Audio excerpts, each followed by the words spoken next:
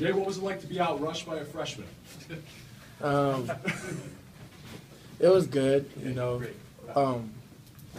Devin's a great guy, and he's easy to root for, and he's been doing a lot of great things in practice over these past weeks. For him to get in the game and do what he did, I was really excited for him and really happy, so I had a smile on my face. How do you think he complements your game? Man, Devin's he's a quick back. He's very speedy, and he's very good on the perimeter. So just for him to get those touches and do well, it was exciting to see. I know you probably want your 25 carries a week, but is it good for you to have a week where maybe you don't take quite as many hits and have a little bit of a lighter game? It was good. It just all comes down to taking advantage of every opportunity, every carry. Trying to get the best out of each one, and just seeing all of the running backs being able to do such a great job last night was really good. I mean, not last night, on Saturday, was really good. So. Pete was saying Devin's still kind of going back and forth to the scout team, and they just saw something over there. Did you notice what he was doing, or because they're down that end, not really see that he'd been making a push?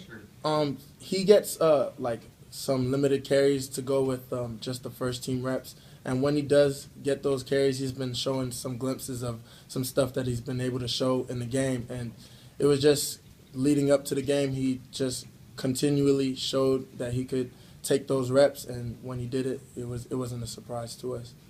San Diego State this week, I know Pete always talks about how awkward that defense is. From a run game perspective, what's the challenge with that defensive scheme?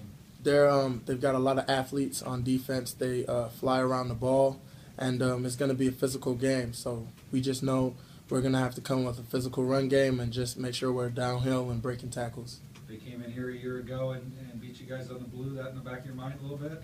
Just a little bit, but at the same time, it's just another game. It's this game this week, and every game is like a one-game season for us now, just trying to get to the championship game. So we're just going to take it like another week. Speaking of ball carrying skills, what did you think of Charles Leno's carry there on the pitch? We knew when the play was called. We were kind of excited. We kind of ran it in practice. We were hoping, we'd be able to get him into the end zone, but it didn't work out that way. But it was just, I guess it was fun for the fans to just see that kind of play. What's it like in practice when they tell you about that play and they say, here's what we're going to do, and Charles is going to get the ball here? I mean, we just try to make sure, we get him in the end zone. You'll never see a lineman, get to carry the ball like that. So for us to run that play, we were just really wanting to get him in, but it didn't work out. You did the fake reverse on your touchdown, and obviously, the trick play has been a staple here for years. What is it about that kind of energizes you guys or keeps you guys excited when you get to do plays like that? Yeah, we always just have those little wrinkles in our game plan each week. It's just, kind of what Boise State, is kind of about. And it's good, it keeps the defense off balance. They're not always prepared for a play like that, and it allows us to get touchdowns. So it's fun, too, to do the definitely plays like that? Yeah, like the Fumblerooski that Shane did and just the fake reverse and stuff like that. It's really fun. It brings in kind of that child element of the game where it brings back fun memories and stuff like that. Did you have any option on that play, or you were keeping it the whole time? It was a keep the whole way. Do you run harder when you see that pylon? Because it seems like when you get down close to the end zone, you're harder to tackle.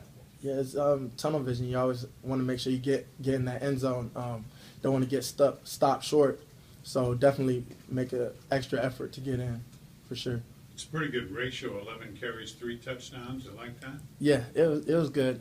Like I was saying, just taking advantage of every opportunity because, you never know if you're going to get another carry that game or not. So just trying to make the best out of each play. 15 touchdowns on the season. Easy to say that the bulk of the offense lies on you. Do you appreciate having that leadership or that much weight put on your back? It's exciting. I'd like to believe that I can carry that weight and carry the pressure. Just trying to come out each game, just trying to make sure I can do whatever I can to help the team win.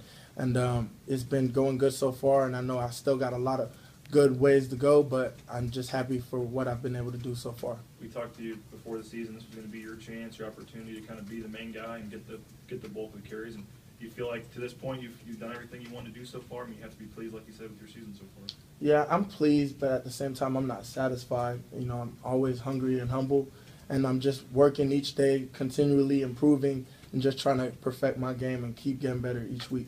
Still doing the whole pickle juice thing? Yeah, I still got it there ready to go on sideline just to keep me energized and keep me not cramping. Keeping it quiet though, not right out of the jar. Definitely, it's on the down low for sure. Starting slow was a theme that you guys have seemed to want to get better at each week. Give them a 7-point lead. What do you think you have to do to try and break that starting slow? Really, we just got to come together as an offense and understand, we can't keep spotting teams' points. We got to come out starting fast, whether it's, throwing the football, whether it's running the football. And it also comes with those turnovers. I mean, this week in Colorado State on those drives, we fumbled the ball, and, that's not okay. We've got to cut down on those turnovers, and that's going to also help us start fast as well. You changed anything in your running style to try and fumble? Last year you had a period there where you were fumbling. I know that coaches were coaching you pretty good. Do you hold the ball closer? What are you doing different?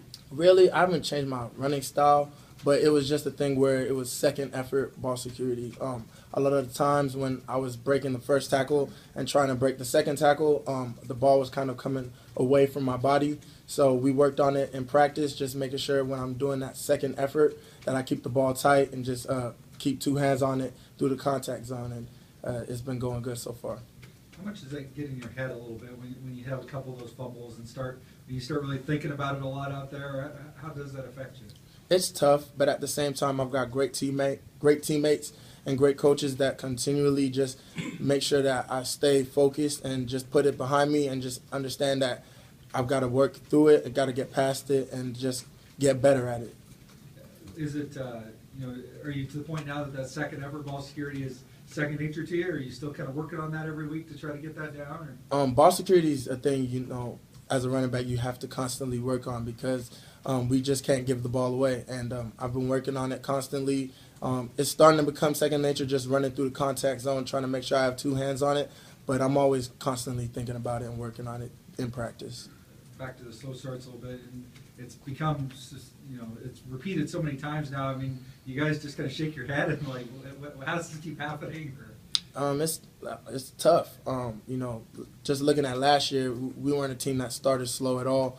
But this is a different team, and we understand, we just got to come in each week and just look at the things that are causing us not to have such a fast start, and we have to fix them. And I believe that this week, hopefully, we'll be able to change that. You got some confidence now that when those things do go wrong at the beginning, though, that it's going to be okay because you guys will be able to pull out of these things? Yeah, even though we've started slow, as soon as we get going, we get going.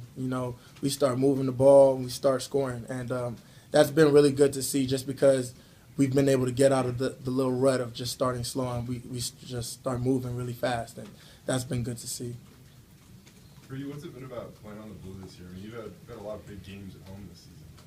It's been exciting. Just having the opportunity to be a starter this year is a blessing, and I've just been excited for each game. I get to come out and play on the blue. We have, the greatest fan base in the world, and just being around my teammates, it's been an awesome experience this year for sure. San Diego State has a good running back too. When you play a team with a good running back, is it kind of like a duel for you, or do you just overlook that? Truthfully, it's kind of a respect thing. When I play another running back, I respect what he does. I watch some of his film, see like what kind of stuff he does, and then it is kind of a duel, I guess you say. Who does better than who, and then at the end of the game, you shake hands, you say great game, and so I love playing against great running backs because it also brings out the best in me, I would say, and great defenses as well. You actually go look for the other running back after the game to shake hands? Definitely, as a respect thing because Mountain West, there's a couple running backs in the Mountain West that are doing a great job just nationally and statistically. So I would just say just respect for definitely for them. You know any of those guys? Anybody you've run across, in high school, anything like that? Not in high school, but just this year, the Colorado State back, we talked a little bit after the game. He's been lights out this year. He's doing a great job for his team. And the Nevada back, Jackson, Don, we talked a little bit after the game as well.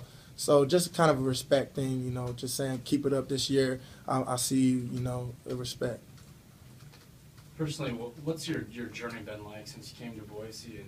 And obviously some setbacks, but now you're a starter and you're having a little success. What's that been like? You know, my freshman year, I went through some adversity, and it was tough. But I had great teammates, leaned on my faith. My parents helped me out, and my coaches, and I was able to get past it. And now, just being able to be where I am right now, it's a blessing.